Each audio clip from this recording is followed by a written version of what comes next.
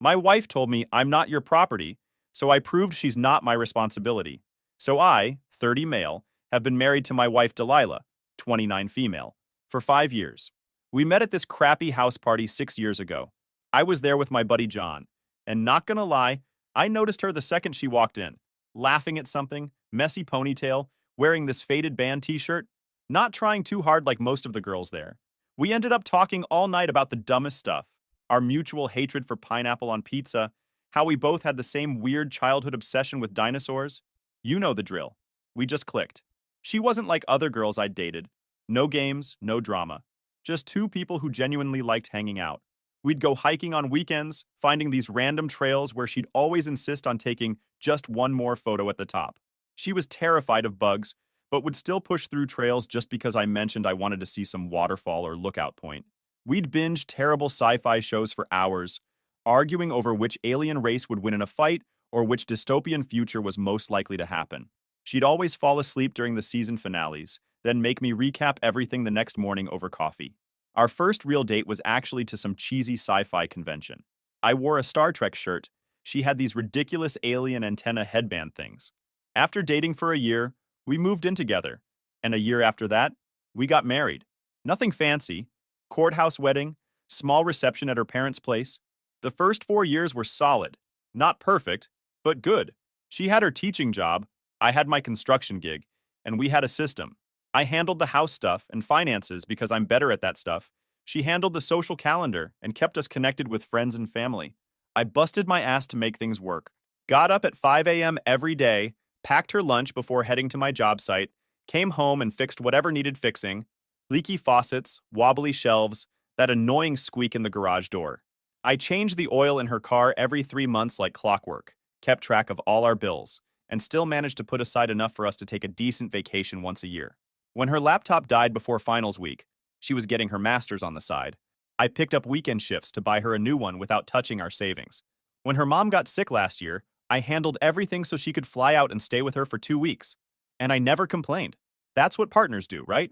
Everything was solid, until Delilah started hanging out with her friend, Clara.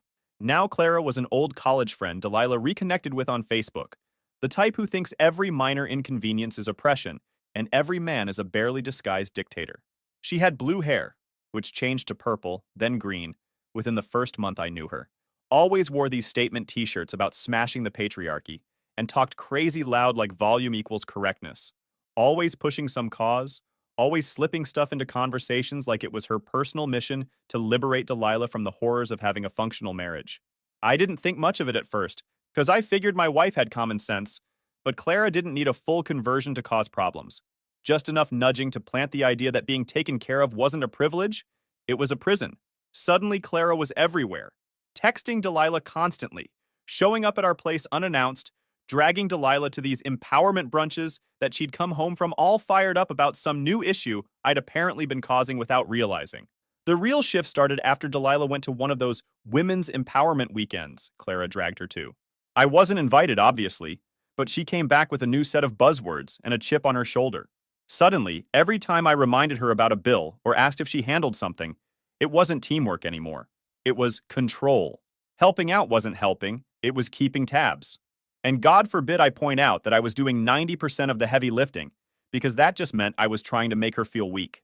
Like this one time, about 2 weeks after that empowerment weekend, I noticed her car inspection was due at the end of the month, same as it is every single year, same as I've handled for the past 5 years. Hey, don't forget your car inspection is due soon. Want me to take it in on Thursday when I'm off? She looked up from her phone like I'd just suggested selling her organs on the black market. I can handle my own car, you know. Sure, but I'm off Thursday and the shop gets backed up end of month. She replied, why do you always keep track of my stuff? It's like you don't think I can remember anything myself. She did this dramatic eye roll thing that I swear she learned from Clara's TikToks. She also stopped cooking completely about 6 months ago. Before that, she used to handle all weekday meals and do something special on weekends. New recipes that would turn out disastrous, but anyways. Then it became, I'm too tired, or let's just order in every single night. We were spending stupid money on DoorDash while perfectly good food rotted in our fridge. When I would suggest cooking something home, she'd shrug it off. I don't feel like it. I'm not having enough time lately. Meanwhile, I was still handling all the yard work, taking her car for inspections, unclogging toilets at midnight, and making sure all our insurance payments were up to date, patching the roof in the rain because she couldn't sleep with that dripping sound. The woman who used to help with house projects now couldn't be bothered to hold a flashlight while I fixed stuff that benefited both of us. I even built her that home office she wanted from scratch. Spent 3 weekends on it while she and Clara went to brunch and shopping. She also started dressing differently. Not that I control what she wears. Never have, never will. But suddenly my wife, who lived in jeans and hoodies, was buying these expensive designer outfits that looked like they came straight from Clara's Instagram. Started taking selfies constantly. Would get mad if I walked into the frame while she was doing her third outfit change of the day. Then the mess started after what I thought was a normal day, meaning I handled everything. Fixed her car because the check engine light had been on for 2 weeks and she just kept driving it like that. The fan belt was so loose it's a miracle she didn't break down on the highway. Then I unclogged the bathroom sink that looked like it was smuggling a small animal. Seriously, how does someone get that much hair down a drain with the little stopper thing still in place? I also made sure her phone bill got paid so she could keep scrolling through Instagram like it was a part-time job. She'd gone over her data limit again, but I just paid the extra rather than hearing her complain about how restrictive our phone plan was. All of that, by the way, was after I already worked a full 10-hour shift at the construction site in 90-degree heat. Standard husband duties, right? We were at the dinner table, me eating, while she scrolled through her phone with one hand. I was going through the usual stuff. What needs to be paid, which appointments are coming up, the usual adult business. I mentioned that the hot water heater was making a weird noise. I was too busy to fix it this time, so I asked if she remembered to call the plumber about the leaking shower like she promised 3 days ago. That's when she dropped it. "I am not your fucking property," she snapped, slamming her fork down hard enough that it bounced off her plate. I froze, completely astonished. We'd been having a normal conversation about household stuff, and suddenly she was going nuclear. What the hell? She finally looked up from her phone, frowning. "You heard me. I'm not your property. I'm not some pet project for you to manage. I'm a grown woman. You can't keep telling me what to do." Wait, are you serious? All I did was ask if you called the plumber. It's always about what you think needs to be done, when you think it needs to be done. Did it ever occur to you that I have my own priorities? I put my fork down, appetite gone. Your priority was taking a hot shower without the water leaking through the ceiling. God, you keep such close tabs on everything I do. It's creepy, you know that? Clara says, "Of course, Clara. Should I set a place at the table for her since she's apparently in this marriage too?" Her face flushed red. "Clara just helps me see things clearly. Like how you're constantly micromanaging my life under the guise of helping. It's controlling behavior. You twist everything around and make me sound stupid. Do you even hear yourself, Delilah?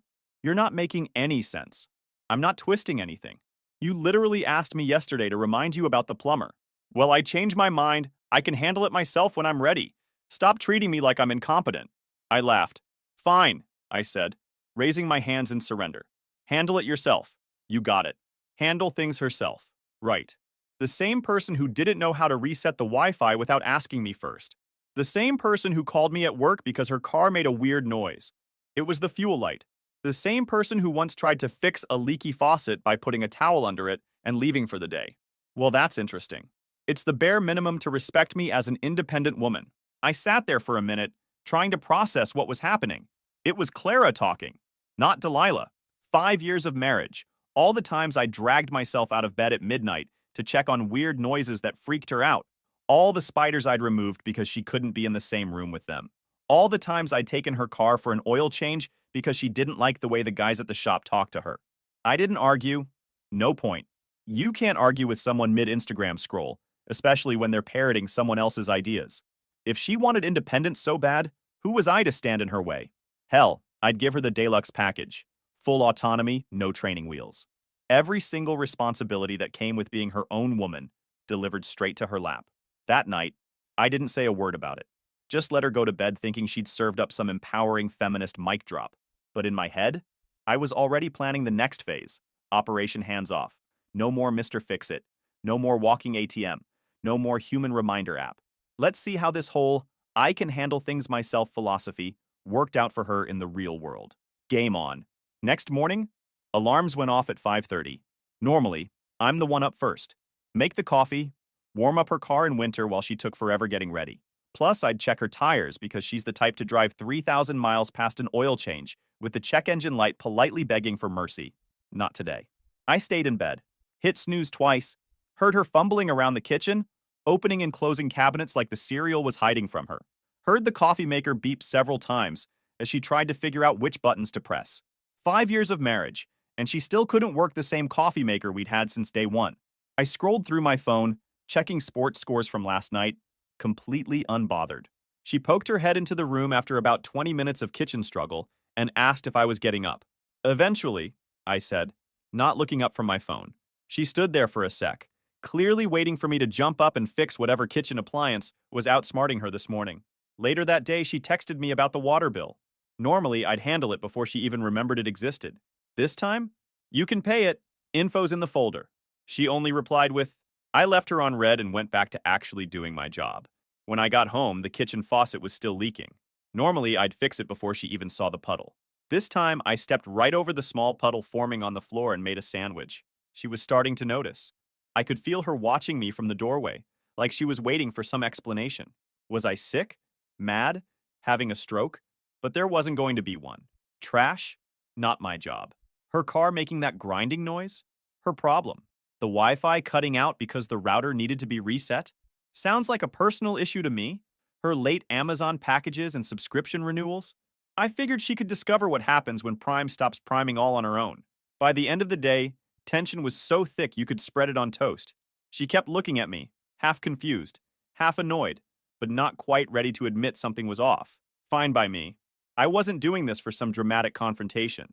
I was running a live demo of what independence actually looks like when you don't have a husband quietly handling all the boring stuff that keeps your life running smoothly. The best part? I wasn't mad. I wasn't sulking. I was chilling. Like finally putting down a heavy backpack you didn't realize you were carrying. I was the only reason her life stayed upright. Welcome to your independent lifestyle, babe. No refunds. The next morning, I was up first. Not because I had some noble urge to make her coffee, but because I wanted to enjoy my own morning. I brewed my coffee just enough for my travel mug. Made myself a proper breakfast. Eggs, bacon, toast, the works. Usually, I'd be rushing around making sure Delilah had everything she needed for the day. But today, my only concern was whether the Lakers would make the playoffs. She came stumbling in around 7:30, half awake. She had that groggy look, glanced at the coffee maker. You didn't make me any? Didn't know you needed my permission to press a button? That earned me a side eye, but she didn't say much. Just huffed a little and started messing with the coffee maker. And let me tell you, watching her struggle to figure out her own preferred settings on a machine we've had for years was like watching someone defuse a bomb with oven mitts. Too much water, not enough grounds, forgot to put the filter in right. It was entertaining.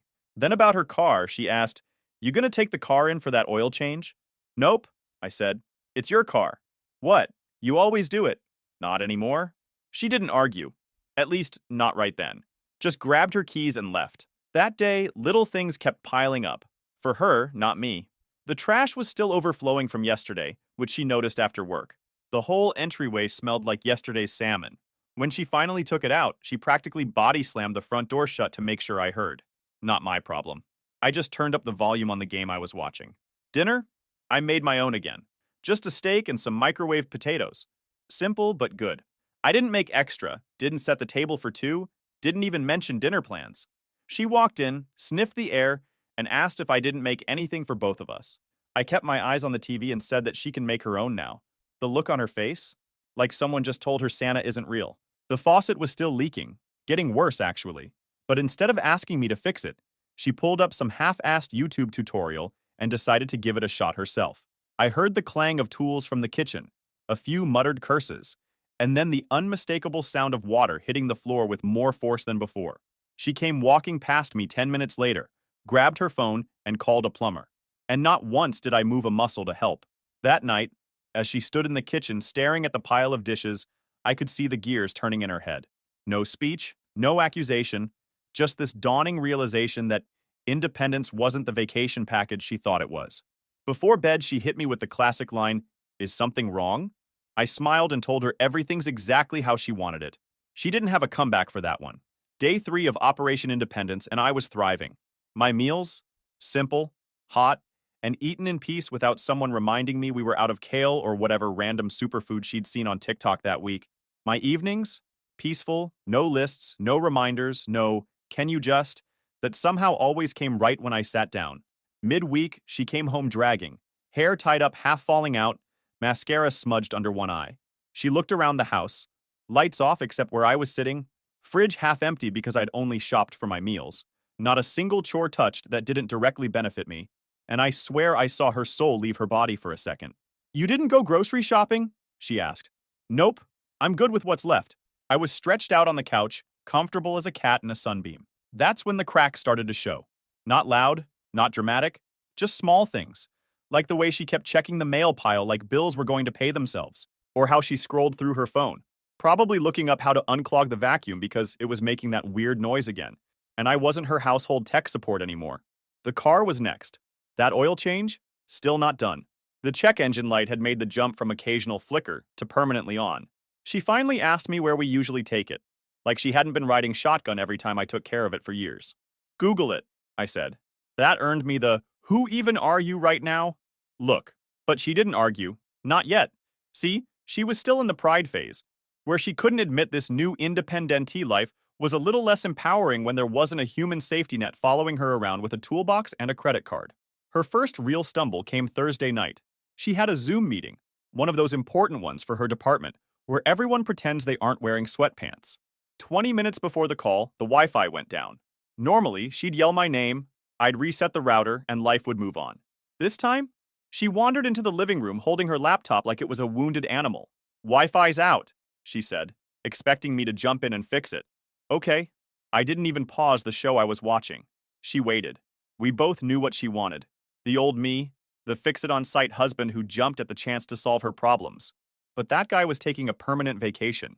"You gonna fix it?" "Nope." "You live here too?" "Yup. And you're perfectly capable of restarting a router." She stormed off like a teenager who'd been told to clean her room, spent 10 minutes pushing random buttons on the router, and eventually calling customer service, something she hadn't done once in our entire marriage. I sat there watching my show, completely unbothered by her technical difficulties. Friday rolled around, and by then, the house was a visual documentary on what happens when I stop playing Foreman. Trash was still sitting at the door. The bag she took out midweek apparently didn't inspire a follow-up performance, so the new one was keeping the old one company. The sink had officially crossed into health code violation territory. The fridge was holding nothing but bad decisions and expired yogurt, plus the few items I'd picked up just for myself. She came home looking completely done. Shoes kicked off the second she walked in. I was still chilling, playing on my PS4. She dropped her bag by the door, stared at me for a solid 5 seconds, and went, "Are you seriously not going to do anything?" "Do what?" I barely looked at her. She waved her arms around like she was trying to land a plane. "This, the mess, the trash, the bills, the sink, the car, everything?" I glanced up for half a second. Not my mess. That broke something in her. I could actually see it happen. "You live here too. You can't just sit there while everything falls apart?" "Sure I can," I said, deadpan. "Independent people handle their own mess." That's when the meltdown kicked off. Not crying, not screaming, just that classic, "I'm fine, but I'm absolutely not fine" rage simmer. She asked, "What is your problem?" "No problem. Just respecting your boundaries." I kept my voice chill, which I knew would drive her even crazier. "What boundaries?" I leaned forward. "You said you're not my property." "Cool. That means you're not my responsibility either. Can't have it both ways." She stood there processing what I said. The gears were turning, but she wasn't ready to admit the real issue. She liked independence when it was theoretical, Instagram-worthy feminism. But real independence? That's just unpaid work with no one to blame but yourself. That's when the frustration spilled out. Not in some epic rant, more like little explosions as she paced around the kitchen, slamming cabinets, muttering about how immature I was, how childish, how passive-aggressive, all while taking exactly zero accountability for the fact that I was just following her lead. She'd said the words, I was just taking them at face value. Weird how that works. "This isn't a partnership." "Correct," I said, completely calm. "You canceled the partnership when you decided you're a solo act." "What does that even mean?" The frustration in her voice was reaching critical mass. "It means," I said, standing up, "that you don't get to call yourself independent when you've been leaning on me like a crutch for years. You wanted space? You got it. You wanted no one managing your life? You got it. And now you're realizing that's not the flex you thought it was." She was silent. Didn't have a comeback because it was the truth. And nothing pisses off someone mid-meltdown like being confronted with their own reflection. I walked past her, grabbed my keys. "Where are you going?" she asked. "Out," I said. Figured you've got everything handled. Sunday morning came with zero urgency on my end. I'd spent Friday night at my buddy John's place, crashed on his couch, and spent Saturday helping him install a new deck. Came home late Saturday to find the house eerily quiet. Delilah was either asleep or pretending to be. Fine by me. I slept like a rock, woke up when I felt like it, and started my Sunday with absolutely no agenda. No honey-do lists, no quick favors that somehow eat half the day, no errands I didn't sign up for. Just me, my coffee, and the sweet silence of a man with nothing on his plate except what he put there. I could hear Delilah moving around upstairs. She'd cleaned up some of the mess while I was gone. Not all of it, but enough to show she'd tried. The dishes were done. The trash finally taken out. The counters wiped down. I took my coffee outside to the back porch. Perfect spring morning. Temperature just right. I scrolled through my phone, checked the scores from last night's games. Completely at peace. That's where she found me about 20 minutes later. She stood in the doorway, arms crossed. I didn't invite her to sit.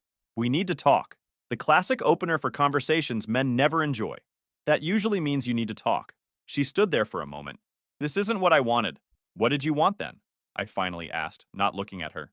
Because you said you didn't want to feel like my property. You said I make you feel weak, that I'm controlling. You didn't want me managing your life. So, I stopped. Simple. Then comes the, this isn't fair, and a few more babblings about how much she's suffering. The silence stretched between us. I let it grow. The longer they sit with it, the clearer it gets. Sometimes you gotta let the quiet do the talking. Finally, she broke. I can't do this. Do what? All of it. She gestured at the air around us. There's that arm wave again, like she was trying to encompass the house, the bills, the car, the chores, the entire thing. It's too much. I gave her a look that was half curiosity, half amusement. Huh. I've been doing all that for years. Weird how that works. You're enjoying this, aren't you? Enjoying? No, I said. But I'm definitely watching. She knew exactly what I meant. It's about letting reality do the teaching. When you carry all the weight for so long, the other person forgets how heavy it actually is. And when you drop it, they either learn or they collapse. Delilah was collapsing, and I wasn't sure if I even wanted to help her back up. The thing is, I wasn't trying to teach her a lesson. I was trying to figure out if she was worth saving. Because now that I'd had a taste of my own time, my own peace, my own priorities, the idea of going back to the guy who quietly did it all while getting zero credit, that guy was dead, buried, and I wasn't digging him up. Finally, she asked the real question. So what now?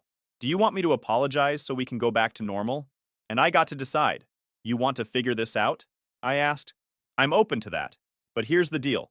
We don't go back to the old setup. Ever. She sat up straighter, ready to argue, but I kept going. And it's under my terms. We will split everything, not just bills. The house, the chores, the errands. No more invisible labor. You want a partner? Cool. That means you carry your weight. You handle your own problems. I'm not your backup brain, your house manager, or your personal maintenance crew. You're grown, independent, and strong. Act like it. And if you ever, and I mean ever, hit me with that, I'm not your property speech again, you can pack your shit and be independent somewhere else. She saw I wasn't bluffing. I didn't argue more. There was nothing left to say. After a long, awkward silence, she finally made it clear what she wanted. She wasn't okay with the terms. Turns out Delilah couldn't handle the new reality where she actually had to pull her own weight. So I shut the topic. The next morning, I filed for divorce. Now it's been just over a year since the divorce was finalized. After our porch talk, I caught her texting Clara about how controlling I was being by withholding help. Apparently expecting equal effort in a marriage is the new patriarchy. The damage was done. Divorce was clean. My lawyer was solid, so the split was pretty straightforward. I kept the house, I was paying for it anyway. She took half our savings, which wasn't much because guess who handled the finances like a responsible person? And we went our separate ways. Delilah moved in with Clara right after.